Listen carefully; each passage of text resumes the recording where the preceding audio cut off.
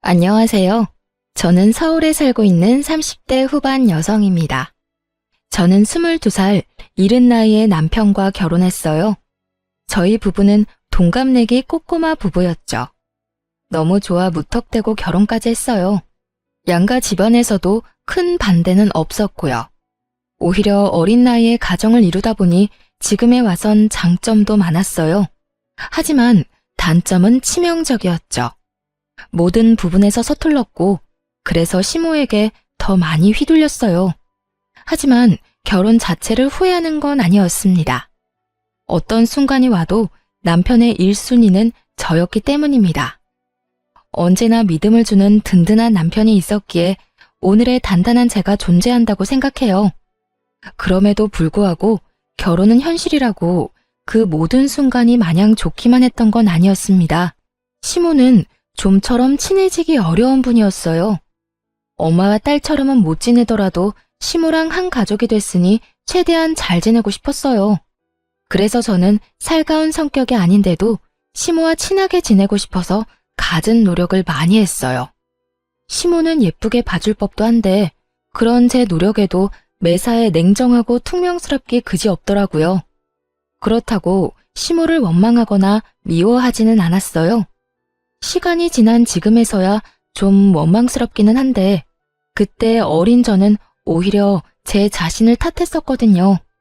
스스로 내가 좀 더 야무진 며느리면 좋았을 텐데 하고 매일 자책하고 속상해했어요. 시집와서 시모한테 가장 많이 들은 말은 너는 어려서 뭘 모른다는 라는 말이었어요. 초반에는 정말 생활력 가지고도 엄청 구박받았죠. 시모는 제가 친해지려고 노력하면 할수록 벽을 두는 스타일이었어요. 제가 매년 생일 때마다 직접 끓인 미역국과 갖은 음식들을 차려줘도 시큰둥했죠. 그렇게 10년 넘는 생활을 함께 지내다 보니 웬만해서는 저도 상처받지 않았어요. 시모에게 고맙다는 그 말 한마디 듣는 데에 저는 10년이나 걸렸죠. 그래서인지 그냥 시모는 원래 저렇게 시니컬한 사람이구나 적응해버렸어요. 시모가 좀 서운하게 대해도 나한테만 무뚝뚝한 사람이 아니니까 하며 잘 넘길 수 있었고요. 시모는 남편에게도 고맙다거나 사랑한다는 말을 잘 하지 않는 사람이었거든요. 그래서인지 몰라도 남편과 저는 서로에게 사소한 거라도 표현을 더 잘했던 것 같아요. 서로에게 부족한 결핍 같은 걸 굳이 말하지 않아도 느끼고 있었으니까요. 무엇보다 남편이 시모를 언제나 가족처럼 챙겨줘서 고맙다고 말해줄 때면 저에겐 그게 너무나 큰 힘이 됐죠. 이제 40대를 바라보는 저도 이젠 살림왕이 됐고 시모도 예전처럼 저를 혼내거나 윽박지르진 않았어요. 어쩌면 어릴 때는 어린 마음에 시모에게 무조건 잘 보이고 싶었고 예쁨 받고 싶어서 노력하는 바람에 더 못 친해졌는지도 몰라요. 나이 들수록 좋은 모습만 보이려고 애쓰지 않고 오히려 가식 없이 자연스럽게 지냈죠. 제 주변만 둘러봐도 시댁이랑 안 싸우면 다행이었지 시모랑 엄청 살갑게 지내는 사람들은 몇 없더라고요. 그래서 저는 이 정도면 그 흔한 고부 갈등 없이 평범하게 잘 살고 있구나 싶었어요. 그러다 결혼 10년 만에 저와 시모의 관계에는 큰 변화가 생겼어요. 처음에는 제게 살갑게 대해주기 시작했죠. 그 변화의 계기는 바로 해외여행이었어요. 저희 부부는 사는 게 빠듯해서 신혼여행 이후로 해외여행은 따로 가보지 못했어요. 가까운 국내 여행도 마음먹고 가도 아주 짧게 1박 2일 정도 다녔죠. 그래서 저희는 결혼 10주년 기념으로 해외여행을 계획했어요. 그런데 저는 이왕 떠나는 거 양가 부모님도 함께 모시고 여행 가고 싶더라고요. 그런데 막상 제가 고집했는데 저희 부모님은 일정 맞추기도 어렵고 해외까지 먼 길 떠나고 싶지 않다고 거절하셨어요. 가족여행은 가까운 국내로 가고 싶으시다고 다음을 기약했죠. 의외로 무뚝뚝한 시모가 무조건 같이 가고 싶다고 좋아했고요. 남편은 오히려 말렸어요. 불편한 자리를 굳이 만들고 싶지 않다고 말이죠. 하지만 한 번쯤은 남편과 저를 위해서라도 더 늦기 전에 부모님과 좋은 추억을 남기고 싶었어요. 낯선 타국에서 저와 시모는 정말 모녀처럼 잘 지냈어요. 시모는 여행 내내 평소보다 싱글생글 아주 기분 좋아 보였어요. 저는 여행이 주는 좋은 에너지를 그때 비로소 알게 됐네요. 이상하게도 시모가 엄청 즐거워하니까 저 또한 몇 배로 더 즐겁더라고요. 그래서 자주는 못 떠나더라도 적어도 5년에 한 번은 이런 시간 갖자고 말했어요. 그랬더니 여행 마지막 날 시모가 감동의 눈물을 흘려서 정말 깜짝 놀랐죠. 어머님, 왜 그러세요? 우세요? 아이고, 정말 내가 주책이다. 나도 나이가 들긴 들었나 봐. 참으려 해도 도저히 눈물을 참을 수가 없네. 어머님, 혹시 어디가 불편하신 거예요? 불편하긴. 너무 기분이 좋아서 그런다. 내가 며느리 잘 둬서 이런 호강을 하네. 너 아니었으면 이 늙은이가 어디 이런 바깥 세상 구경이나 했겠니? 지금껏 표현은 잘 못했지만 내가 너한테 정말 고마워. 솔직히 너희끼리 여기 왔어도 상관없었을 건데 너무나 당연하게 나도 함께 여행 가자고 해서 얼마나 기뻤는지 몰라. 며느라, 정말 고맙다. 이 추억은 내가 평생 가슴에 두고두고 간직하마. 시모는 저희 부부랑 떠났던 해외여행이 엄청 인상적이었는지 여기저기에다 제 자랑을 하고 다니는 듯 했어요. 게다가 며느리와 아들과 함께한 동남아 여행이라며 톡 프로필 사진을 저와 찍은 사진으로 도배하셨더라고요. 그리고 저희 어머님 성격상 절대 마음에 없는 소리 할 뿐 아닌데 주변 사람들에게 엄청 제 칭찬을 하고 다닌다는 소식도 들었죠. 그리고 저 역시 저를 보는 시모의 눈빛이 엄청나게 달라졌다는 걸 피부로 많이 느꼈어요. 말투도 너무 사근사근했고 저를 바라보는 눈빛에는 언제나 애정이 뚝뚝 흘렀죠. 하지만 10년 만에 제게 표현했던 시모의 관심과 애정은 얼마 안 가서 차게 식어버렸어요. 얼마나 짧았으면 저는 꿈이라도 꾼 줄 알았다니까요. 집안에 새로운 식구가 들어오고 저는 순식간에 찬밥 신세가 되어버렸죠. 그냥 찬밥이 아니라 차별이라는 단어가 떠오를 정도였다니까요. 그 새로운 식구는 바로 동서였습니다. 시동생은 남편과 나이 터울이 조금 많이 났어요. 그래서 저희가 결혼하고 10년 만에 시동생이 결혼을 했죠. 저는 저처럼 어린 나이에 시집온 동서를 보고 잘 지내고 싶었어요. 처음 시집 왔을 때 저도 동서처럼 저렇게 맑았고 어렸겠지 하고 생각하니까 막 더 챙겨주고 싶고 마음이 많이 쓰이더라고요. 남편과 제가 시동생을 키우다시피 해서 저 또한 시동생이 남동생 같은 느낌이 있었는데 동서 역시나 어려서 제 여동생 같은 느낌이 들었어요. 그리고 어려서부터 도련님은 제 험난한 결혼 생활을 봐왔기에 문득 동서가 시모랑 잘 지낼지 걱정이 좀 됐나 봐요. 그래서 저에게 동서 잘 부탁한다고 엄청 신경 쓰더라고요. 형수님, 이 사람 잘 좀 부탁할게요. 아직 기본적인 살림도 잘할 줄 몰라요. 근데 우리 엄마가 워낙 무섭잖아요. 많이 혼나지 않게 착한 우리 형수님이 잘 가르쳐 주세요. 당연하죠. 어느새 다 커서 꼬마 신랑이 됐네요. 걱정 마요. 내가 가르쳐 줄 수 있는 건 다 가르쳐 줄게요. 동서, 나도 드디어 동서가 생겨서 너무 기뻐요. 우리 앞으로 같이 잘 지내봐요. 그런데 우리 어머님 그렇게 안 무서워요. 가끔 츤데레 같은 면은 있으신데 마음이 엄청 따뜻한 분이거든요. 네? 아, 그렇구나. 근데 어머님 전혀 안 무섭던데? 저한테는 엄청 잘해주셨어요. 되게 예뻐해 주시던데. 어머, 그럼 너무너무 다행이네요. 그래도 혹시 힘든 일 있으면 나한테 꼭 말해요. 말 편하게 해도 되죠? 내가 동서 도울 수 있는 건 언제나 도와줄게. 네, 편하게 하세요. 말씀 감사해요. 동서는 분명 계속 웃고 있었지만 어쩐지 조금 새침해 보였어요. 저는 아직은 낯을 가려서 그런 거라 생각했죠. 솔직히 제가 시모를 아무리 좋아한다 해도 제가 20대 때 겪은 시모는 많이 무서웠기 때문에 당연히 어린 동서가 무척 걱정되긴 했어요. 그런데 동서가 곧바로 제게 시모에게 엄청 예쁨 받는다고 말하니 저는 질투는커녕 너무 다행이라 생각했죠. 비유를 하자면 시모가 약간 이빨 빠진 호랑이처럼 변했구나 싶었어요. 그런데 시동생과 동서랑 대화를 한참 나누고 있는데 시모가 급한 일이라도 있는 듯 제게 달려와서 뜬금없이 날카로운 송곳니를 드러내더라고요. 예, 깜짝이야. 어머님, 무슨 일 있으세요?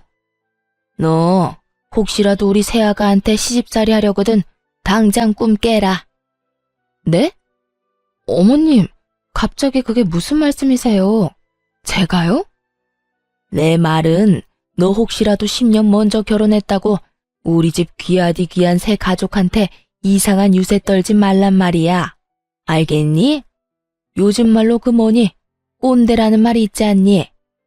혹여나 못 연장자라고 알려준답시고 괜히 나서지 말고 우리 새아기 앞으로 너는 이 시엄마만 믿어라. 알겠지? 농담이라 하기에 시모의 말은 너무 따끔했고 그 표정은 저를 잡아먹을 듯 으르렁거렸어요. 저는 그 상황이 당황스러우면서도 동서 앞이니 민망하더라고요. 시모에게 며느리라 하면 당연히 저도 포함 아닌가요? 그런데 시모는 저는 마치 며느리가 아닌 것처럼 동서에게만 우리 귀한 며느리라 칭하면서 뜬금없이 제게 경고장을 날렸어요. 누가 보면 제가 동서한테 시집살이라도 하는 줄 알겠더군요. 엄마, 뭐 잘못 드셨어요? 갑자기 흥분해서 왜 그래? 우리 형수님이 그럴 사람이야? 너는 이 녀석아, 네 형수 편 들기 전에 새애기나 잘 챙겨. 다행히 그 상황이 저만 당황스러운 건 아니었나 봐요. 시동생 역시 황당하다는 듯 흥분한 시모를 뜯어말렸죠. 하지만 시모는 아랑곳하지 않고 침을 튀겨가며 제게 말했어요.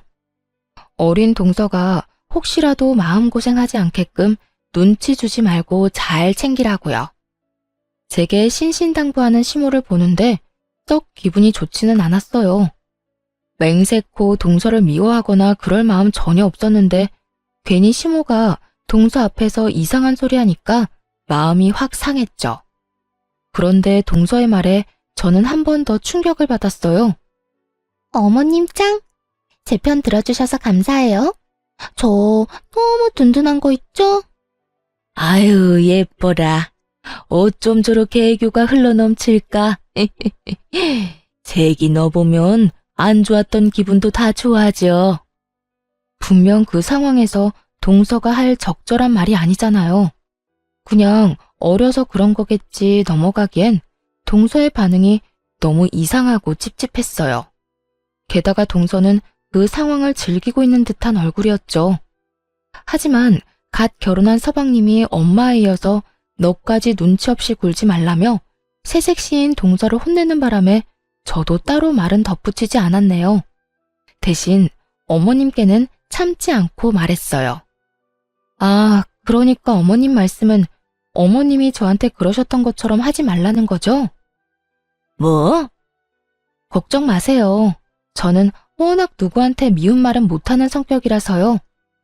시모는 제 말 듣고 입을 꾹 다물더라고요. 얼굴 보니까 본인이 어떻게 행동했었는지 머릿속으로 막 떠올리는 듯 했어요. 동서는 둘째치고 갑자기 제가 시모한테 왜 미운 털이 박힌 건지 집에 가서 나름대로 그 상황을 분석해보려 했어요. 분명 여행 후에 사이가 좋아졌다고 생각했는데 갑자기 저에게 적대적인 시모를 보면서 제가 모르는 어떤 이유가 있을지 모르겠다 싶었죠. 저도 모르게 무슨 실수를 한 건 아닐까 생각했는데 아무리 생각해도 이유를 찾을 수 없었어요. 그래서 한동안 시댁에 발길 딱 끊었어요.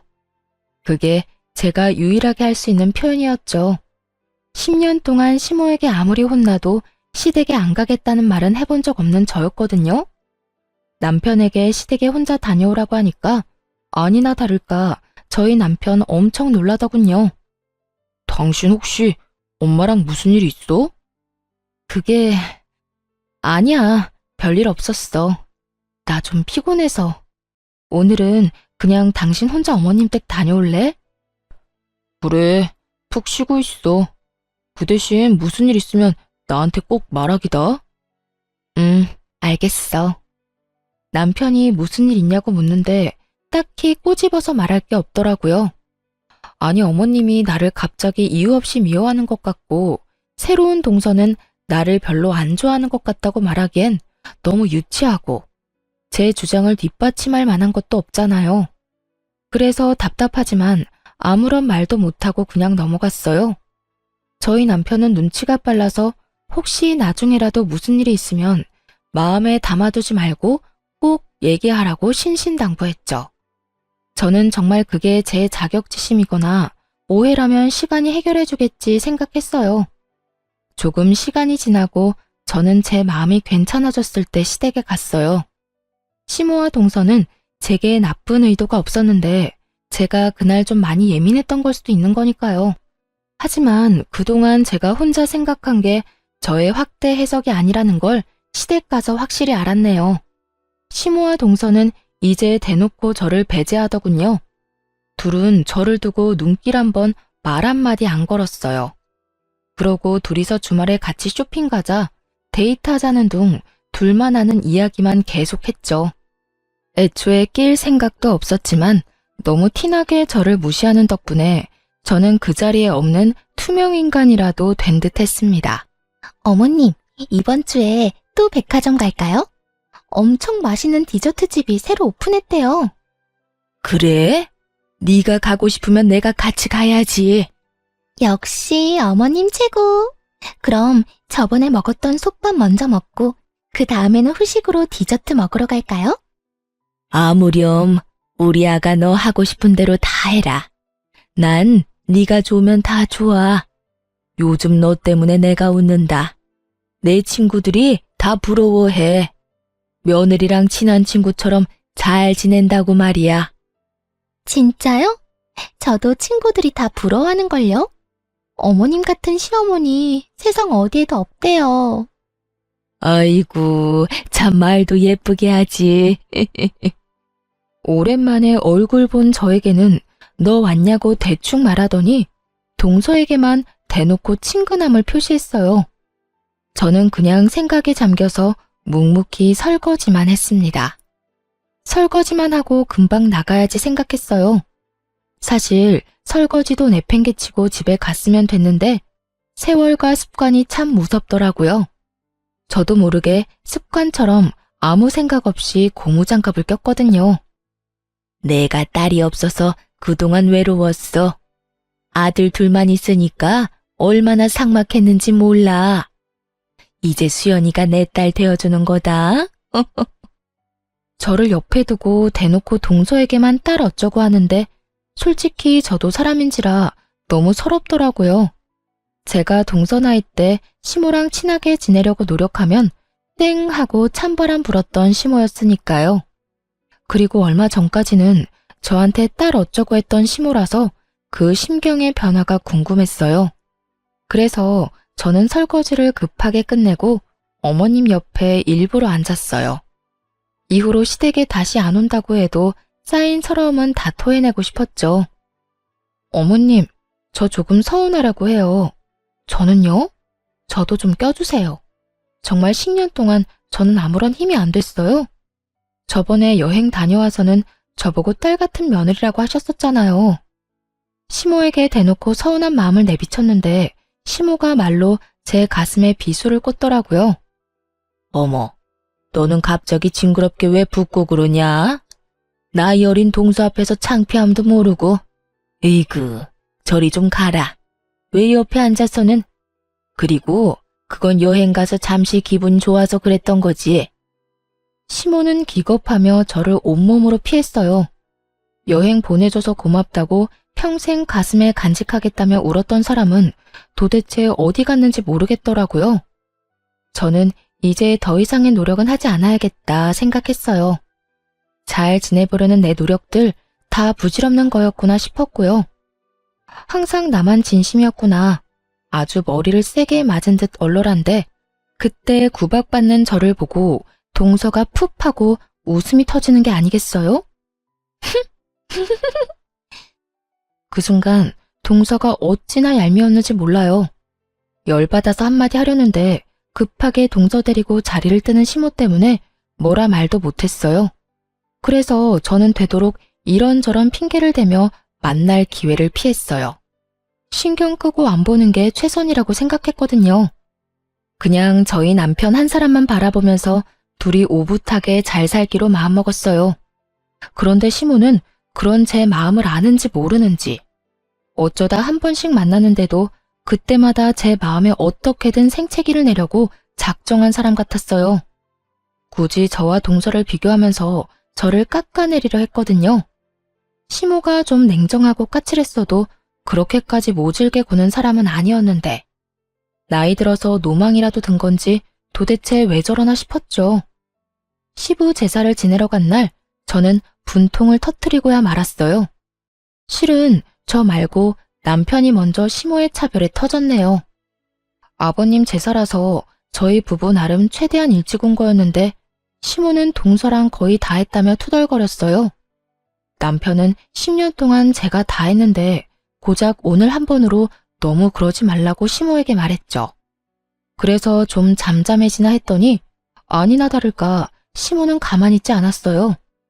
우리 장남이 어린 나이에 공무원 합격한 건 정말 잘된 일이야.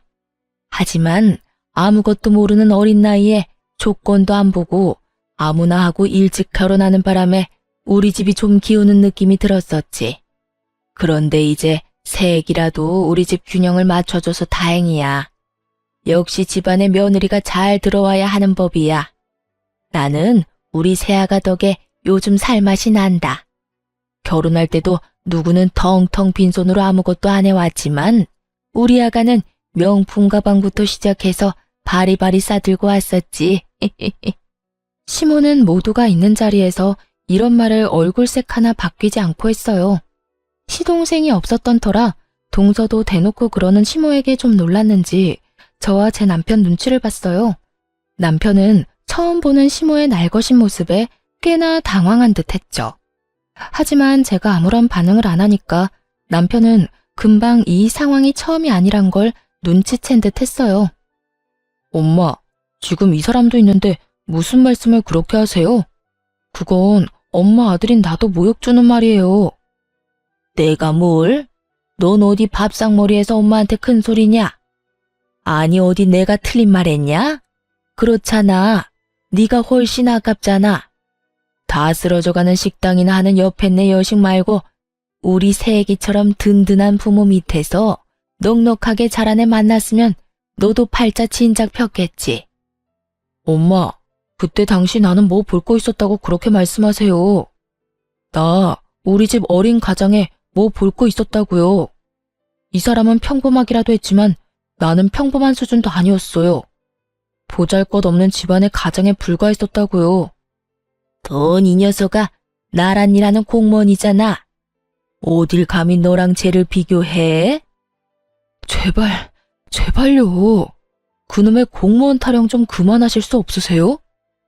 남편은 아내인 제 편을 드는 것도 있었지만요. 본인 스스로가 시모에게 제일 듣기 힘들어하는 말이 바로 공무원인 내 아들이 최고다 라는 말이었어요. 남편에게는 그럴 만한 사정이 있었거든요. 뭐?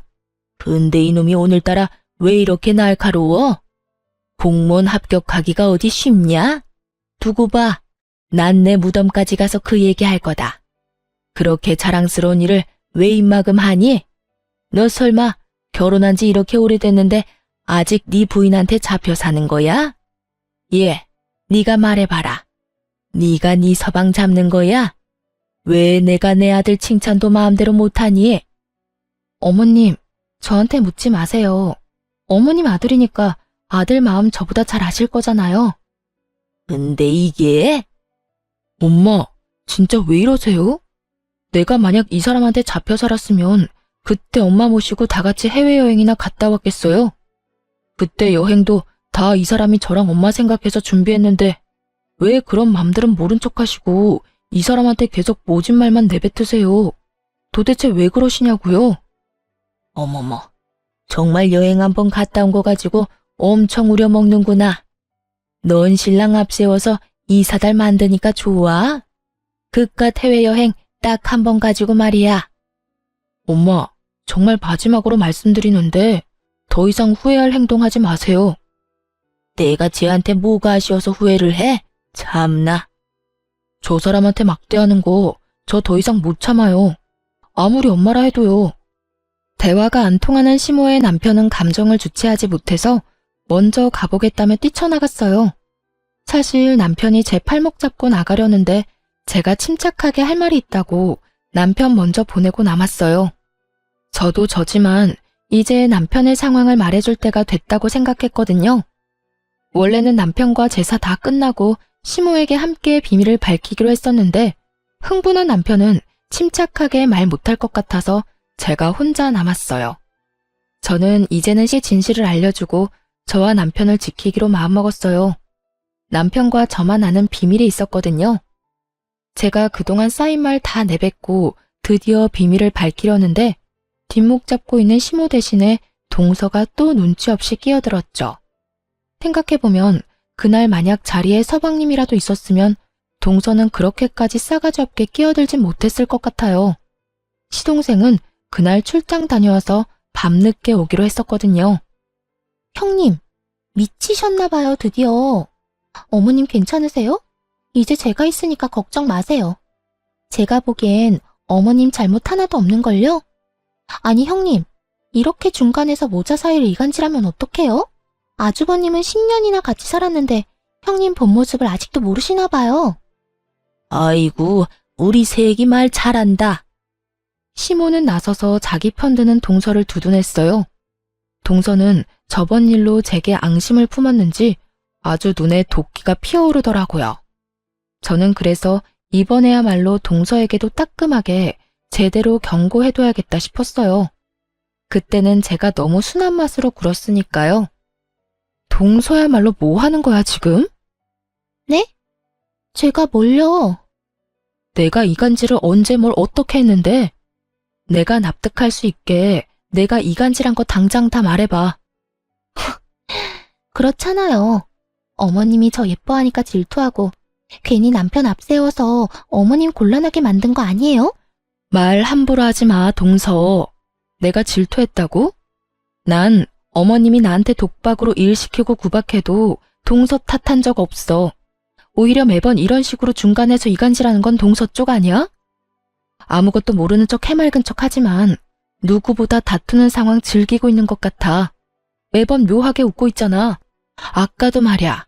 어머님이 나 무안 주실 때 입꼬리 올라가더라. 동서는 지금 그런 상황들이 웃겨? 소름 끼치니까 제발 그 표정이라도 숨겨주라.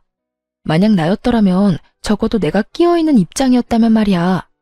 화해를 도모하려고 노력은 못하더라도 이렇게 이간질은 안 했을 거야.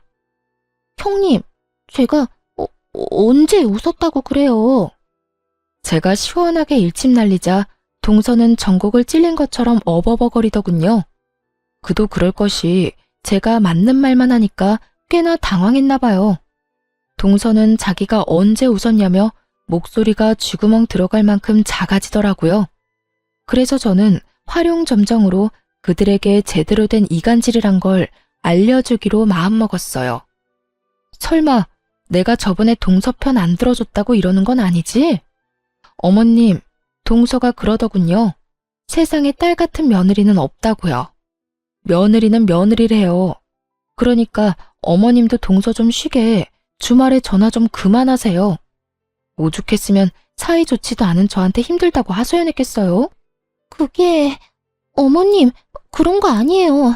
아니 형님, 그걸 지금 여기서 왜 말해요? 그게 정말이냐? 아니 언제는 네가 먼저 주말마다 보자며.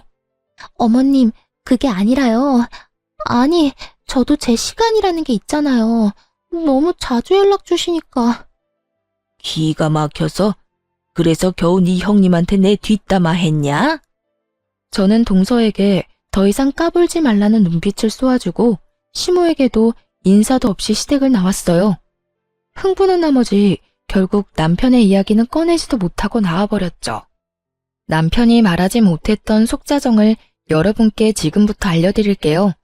남편은 늘 저와 친정 부모님께 받기만 했다며 미안해했어요. 그런데 시모는 대놓고 제게 모질게 구니까 죄스러워했죠. 남편이 저를 사랑하기도 하지만 그러는 데에는 커다란 이유가 있었어요. 저는 평범한 가정에서 자랐어요. 부모님께서는 오랫동안 한자리에서 식당하는 자영업자이셨죠.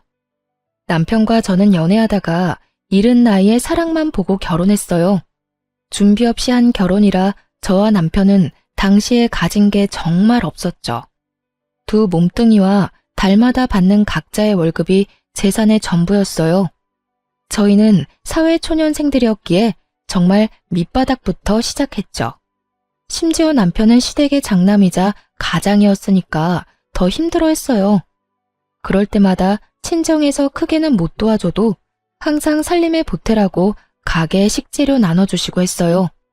시모는 예단도 제대로 안 해온 집안이라고 저희 집을 비난했지만 남편은 저희 숨통 트이게 해준 게 저희 친정 부모님이라고 생각하고 있었죠.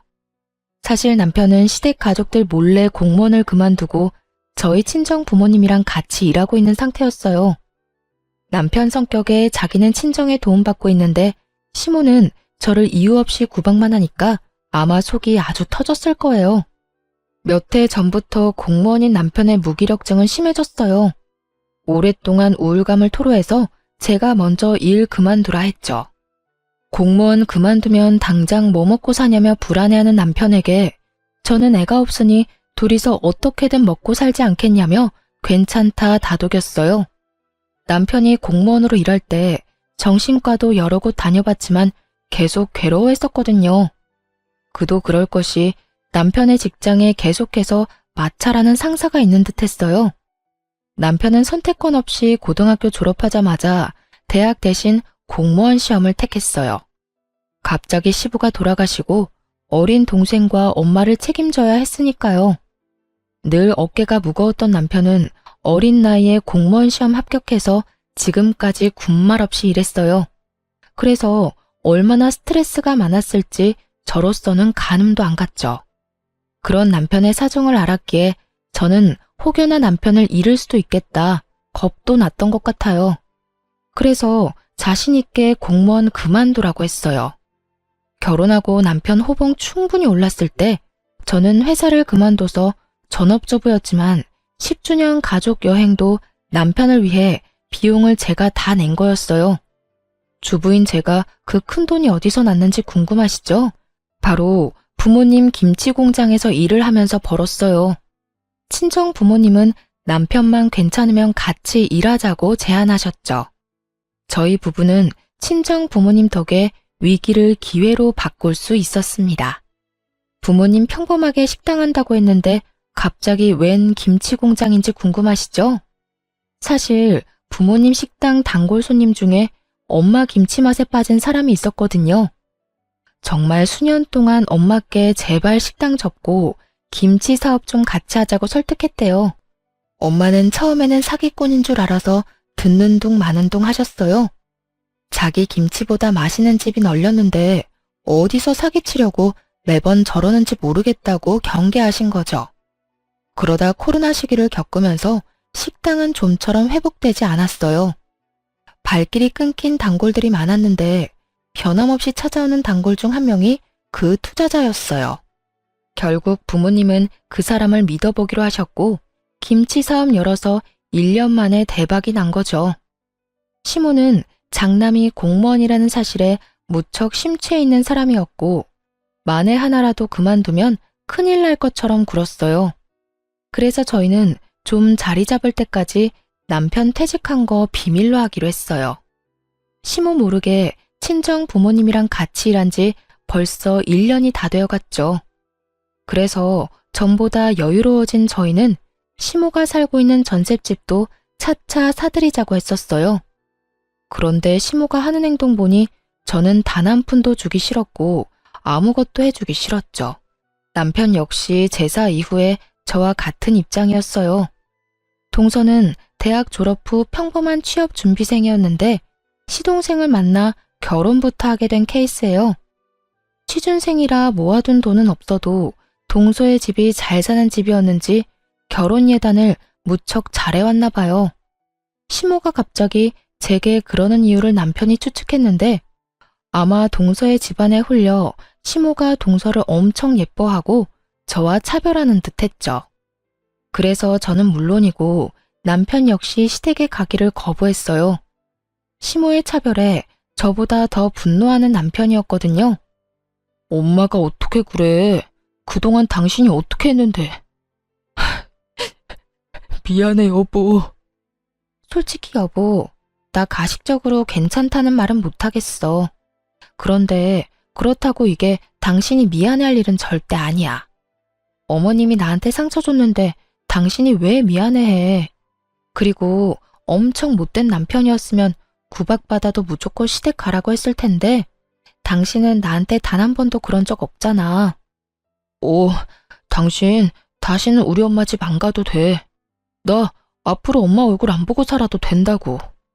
솔직히 나도 엄마 얼굴 보기 싫은데 당신은 오죽하겠어? 엄마가 당신한테 그러는 건 나한테 그러는 거랑 똑같아. 그랬더니 시모는 아들 통 얼굴 못 봐서 아쉬웠는지 제게 연락을 취하더군요. 혹시 우리 장남한테 무슨 일이 있냐? 동네 전화도 안 받고 얼굴 안 본 지도 오래됐고. 아니 너라도 나서서 나한테 연락해서 내 아들 소식 전해주고 해야지. 이건 뭐 며느리인지 남인지 모르겠구나. 어머님이 먼저 저한테 남보다 못하게 대하셨으니까요. 어떻게 그때 그런 일 있었는데 사과 한마디 없이 아무 일 없었다는 듣고세요? 어머님이 저를 대놓고 미워하는데 남편 마음은 괜찮겠어요? 저 이제 어머님 전화 와도 안 받을 거예요. 이만 끊겠습니다. 제가 퉁명스럽게 전화를 받자 갑자기 수화기 너머로 동서 목소리가 들렸어요. 벌써 둘이서 화해했는지 또 같이 있는 모양이더군요. 시모 대신 제 전화를 받겠다고 나서더라고요. 형님, 제가 듣다 참을 수 없어서 말해요. 어머님한테 왜 이렇게 건방지세요? 뭐라고? 지금 동서가 끼어들 일이 아니야. 어디 감히 전화를 바꿔봤니? 너 정말 개념도 예의도 아주 밥 말아먹은 애구나. 말 함부로 하지 말죠. 제가 어머님 딸이나 마찬가지라서 직접 나서는 거예요. 그리고 솔직히 결혼한 지 10년이 넘었는데 형님 아직도 애가 없는 것도 너무 이상해요. 사실대로 말해봐요. 무슨 문제 있죠? 혹시 그때 말하려던 비밀이 임신 관련 비밀 아니에요? 아니, 진작 손주라도 안겨드렸어야지 어머님이 예뻐하죠. 예뻐할 일을 했으면 어머님이 이러셨을까요? 너 단단히 미쳤구나. 그래, 맞다. 예뻐할 구석이 없어, 쟤는. 얘, 너 병원은 가봤니? 미친 건 너야. 어디 우리 장남대를 끊으려고 해? 동서와 시모는 한 전화기에 대고 동시에 저를 공격했어요. 임신 이야기는 여자라면 누구에게나 예민한 주제인데 그렇게 함부로 얘기하는 동서를 보고 일반적인 사람은 아니구나 싶었죠. 저는 너무 기가 막혀서 전화를 확 끊어버렸습니다. 녹음 잘 되어 있길래 당연히 서방님한테 녹음본 보냈어요. 아무리 그래도 한참 윗사람인 제게 어머니 앞세워서 이러면 안 된다고요. 그래도 시동생은 정상이라서 제게 정말 미안하다고 사죄하더군요. 와이프 단돌이 잘하겠다면서요. 저는 그냥 더 이상 스트레스 받기도 싫어서 전화번호 바꾸고 거기까지만 하려고 했어요. 남편 공무원 그만뒀고 부모님 사업 잘 풀렸고 지금에서야 남편이 어디에 일하는지는 아예 말도 안 꺼내려고 했고요. 서러웠지만 그동안 애 못 낳는 며느리라 생각했던 시모아는 다신 안 보면 그만이라고 생각했죠. 그런데 시동생이 남편에게 말해서 남편도 알게 되었어요.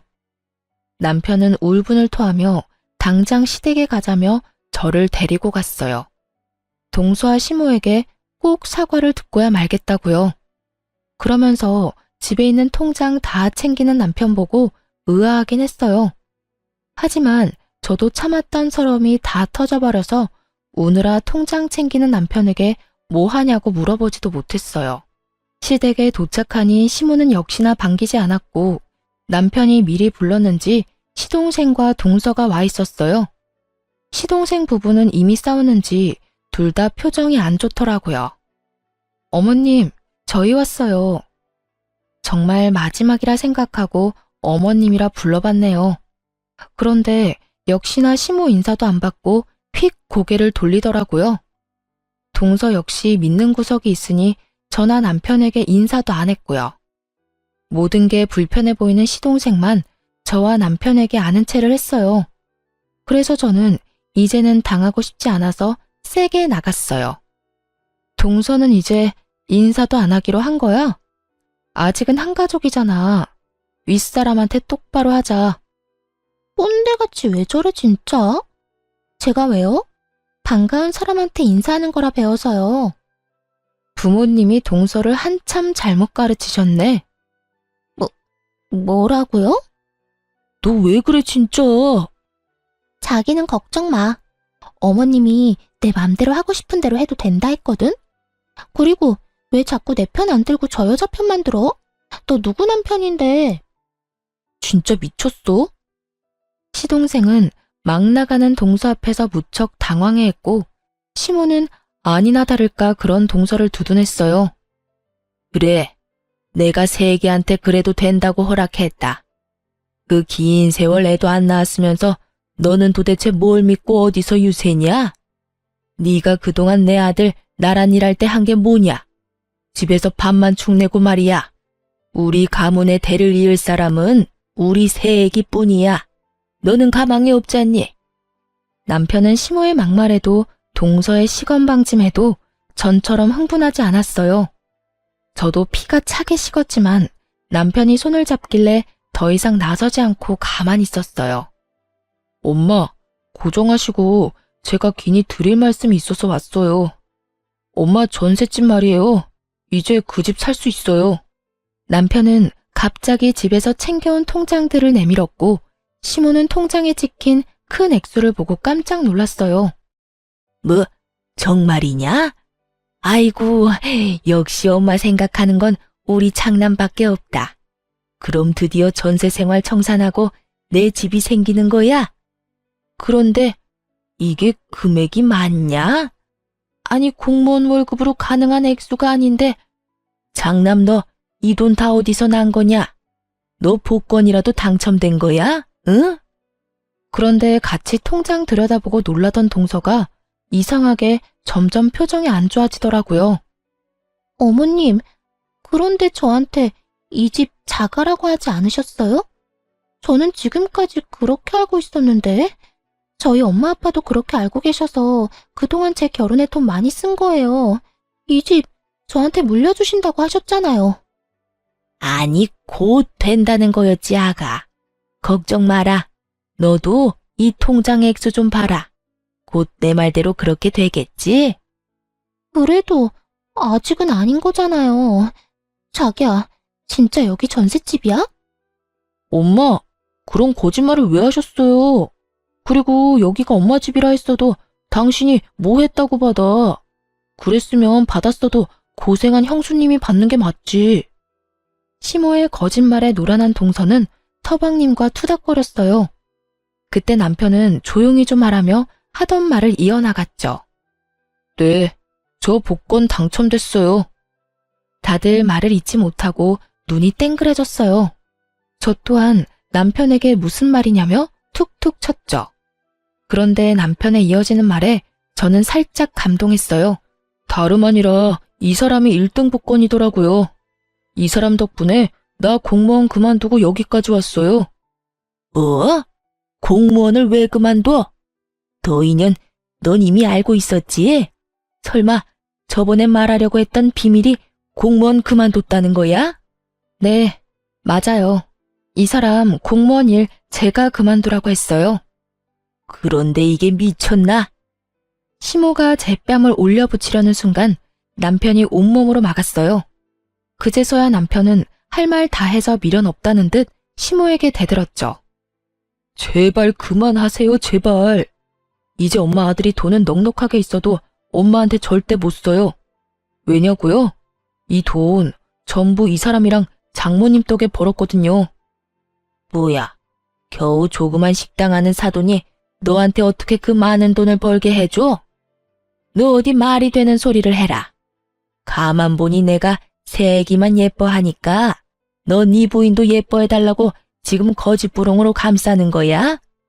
으이그, 지금 당장 이혼해도 시원찮다. 어디 감히 공무원 앞길을 막아? 그놈의 공무원 이러다가 엄마 아들 정신병 걸려서 죽을 뻔했다고요. 그걸 구해준 게 이 사람이에요. 뭘 알고 말하세요. 이어서 남편이 김치 사업이 대박난 이야기를 하니 시모는 할 말을 잃고 입을 떡 벌리곤 한참을 멍하니 있었어요. 밑바닥 내리찍던 남편 멱살 끌고 올려서 여기까지 성공시켰다고 하니 시모가 한순간에 꿀먹은 벙어리가 된 거죠. 이제 다 아셨죠? 엄마한테 장남해 해드릴 건 이제 없어요. 아들, 그러지 말고 내 말 좀 들어봐. 엄마가 잘못했다, 응? 예, 아가. 그동안 많이 서운했지? 내가 잠시 심술 부린 거야. 그 정도 늙은이 심술은 이해해 줄 수 있는 거지? 냉담한 저와 남편의 반응에 시모는 말 그대로 정말 땅을 치면서 후회했어요. 바닥에 엎드려 흐느끼며 잘못했다고 사과하더군요. 하지만 그런 모습에도 남편은 흔들리지 않았어요. 지금까지 하신 것도 충분히 용서 못하지만요, 엄마. 아이 얘기까지 꺼내서 공격하는 거 너무 비겁했잖아요. 그동안 우리가 애 못 낳는 이유가 뭔지는 아세요? 다 나 때문이라고요. 사실 남편은 한 아이의 아빠가 되는 것도 많이 두려워했었습니다. 시부 일찍 돌아가시고 한 가정의 가장이었기에 남편은 항상 사람 일 어떻게 될지도 모른다고 생각했었어요. 또 공무원 일하는 자신이 많이 불안정하게 느껴지니 아이 만들기를 거부했죠. 그래서 지금까지 아이를 안 낳았어요. 저는 낳고 싶었지만 남편이 원하지 않으면 딩크족으로 아이 없이 남편과 둘이 사는 것도 나쁘지 않다고 생각했거든요. 그런데 시모는 아무것도 모르고 애 못 낳는 며느리라고 저를 모함하니 남편이 미치고 팔짝 뛸 노릇이었던 겁니다. 시모는 악어의 눈물 조금 흘리다가 자기가 원하는 대로 상황이 흘러가질 않자 정신 못 차리고 이렇게 말했어요. 그깟 김치 사업 돈맛 조금 봤다고 뭐가 달라지냐? 못된 네가 내 아들 꼬셔서 지금 이 사달 만든 거지? 저는 어머님이 진심 어린 사과하면 시간이 많이 흐르고 난 뒤에 저희 관계도 조금이나마 괜찮아질 거라 희망을 가졌어요. 그런데 여전히 제 탓을 하시네요. 그동안 제가 어머님께 잘해드린 시간이 너무 아까워요. 저희 그래도 10년이면 가족 아니었어요? 저는 오늘 남편이 어머님 편 들었으면 남편이랑도 이혼했을 거예요. 그 정도로 어머님이 제게 너무했다고요. 그런데 남편이 제 편이라서 얼마나 다행인지 모르겠네요. 그리고 너 동서라고 부르기도 싫다. 새파랗게 어린 게 어디서 분탕질이니? 너 백수잖아. 언제까지 네 부모님이 도와주시겠어? 뭐 하시는 분들인지는 모르겠다만 앞으로 똑바로 살아. 아님 너도 10년 후에 나처럼 시댁에서 팽당하고 내꼴난다. 뭐라고요? 난 당신처럼 멍청하게 안 당해. 야, 아까부터 내 와이프한테 함부로 말하지 마. 내 동생 부인이라서 내가 겨우 참은 거야. 너 정말 사람 보는 눈 없다. 어떻게 저런 천박한 여자랑 결혼한 거야? 형, 내가 미안해. 형수님, 제가 대신 죄송합니다. 동서는 시동생한테 가만히 있을 거냐고 사과를 왜 하냐며 소리를 고래고래 질렀어요. 내가 살면서 형 도움 얼마나 받았는지 다 아는 네가 이러면 안 되지. 당장 우리 형수님한테 사과드려. 너 이런 애인 줄 알았으면 나 너랑 결혼 안 했어. 왜 이렇게 독해? 우리 엄마한테 배운 거야? 자기 정말로 미쳤어? 내가 사과를 왜 해? 가만히 있지 말고 어머님이 말해봐요. 저 어머님만 믿었다가 이렇게 바보 됐잖아요. 그리고 왜 거짓말했어요? 집 자가라며. 이제는 장남한테 팽당해서 집도 못 사겠네요. 저한테 뭐 다른 거 주실 건 있으세요? 네? 아니 근데 너는 왜 이렇게 끼어들 자리 구분을 못하니? 언제는 다 내 맘대로 하라면서요. 동서는 차가운 시동생의 반응에 울컥했는지 시모에게 달려들어서 왜 거짓말 했냐며 따져 물었어요. 그런 동서를 보고 시동생은 안 되겠다 싶었는지 거칠게 끌고 시댁을 나섰어요. 시모는 나가는 순간까지 발악하는 동서를 보고 어디 저 싹수노란 게 버릇없이 날뛴다며 욕을 퍼부었어요. 그러면서 다시 은근슬쩍 저희 부부에게 기대려 했죠. 하지만 저희는 냉담하게 끊어내고 시댁을 나섰습니다. 남편은 끝낼 때 똑바로 끝내야 한다며 시모의 전셋집, 이번 전세 계약이 끝나면 알아서 살 집 구하시라고 선언했죠. 아니 갑자기 그게 무슨 소리야? 집도 안 사주고 전셋집 계약도 안 해주면 난 어디서 살라는 거야? 그동안 편히 사셨잖아요. 저는 아들돌이 다 했어요. 복지센터 가서 수급자 집 알아보시던가요. 그렇게 못해. 내가 왜? 그 전셋집 이 사람이랑 저 없는 돈 모아서 같이 구해드린 거예요. 좀 더 나은 환경에서 지내셨으면서 무리해서 구해드린 거라고요. 이 사람 마지막으로 퇴직할 때 퇴직금 보탠 건데 온갖 미움받고 구박받은 시어머니한테 그걸 줄 순 없잖아요. 뭐라고? 아이고, 난 그런 줄도 모르고. 아가, 미안하다. 정말 미안해. 시모가 제 바짓가랑이 잡는데 하나도 불쌍하지 않았어요. 그동안 이런 사람한테 진심으로 대했던 제 자신이 더 불쌍하게 느껴졌죠. 남편은 공무원 일보다 저희 부모님과 하는 김치 공장 일이 적성에 맞는지 요즘 아주 날아다녀요. 저희 엄마 김치 공장에는 아빠가 사장으로 계시고 저희 남편이 부사장으로 있어요. 저희 가족 열심히 김치 담그고 공장 직원들과 함께 열심히 일하다 보니 해외 계약권도 생기고 규모도 더 커져서 직원 늘리고 바쁘게 살고 있습니다. 당장 돈을 소비하는 기쁨은 없지만 통장에 차곡차곡 쌓이는 재미는 느끼고 있어요. 시동생은 그 후로 동서와 바로 이혼해버리더라고요. 동서라는 여자는 시동생의 이혼 선언에 엄청 울면서 붙잡았대요. 알고 보니 그 여자의 집안도 없는 살림이었는데 시모집 하나 받겠다고 잘 보이려고 이것저것 무리해서 해온 모양이었나 봐요. 시동생에게 들어보니 결국 이혼했는데 나중에 시모에게 준 거 다 내놓으라고 그 여자애와 그 집안 사람들이 찾아와서 한바탕 뒤집어 놨다네요. 시모는 자기 아들 이혼남 만들었으면서 어디 나대냐고 여자의 머리채 잡았다고 합니다. 재산 쥐뿔도 없는 집안인 거 뒤늦게 알고 시모도 엄청 분노했다고 하네요. 결국 시모는 받았던 예단도 다 빼앗기고 전셋집도 없어져서 한순간에 빈털터리가 됐어요. 아쉬울 게 많은 시모는 뒤늦게 저희 남편에게 얼굴 좀 보고 지내자며 다시 예전처럼 지내고 싶다고 찾아왔어요. 저희 부부가 전화번호를 바꿨는데 시동생이 바뀐 번호도 안 가르쳐줬다면서요. 엄마, 2번 다시는 저 찾아오지 마세요. 제가 후회할 일 만들지 말라고 했잖아요. 몇 번이나 그만하라고 애원할 때는 안 들으시더니 저까지 이혼남 만들고 싶으면 이렇게 또 찾아오시고요.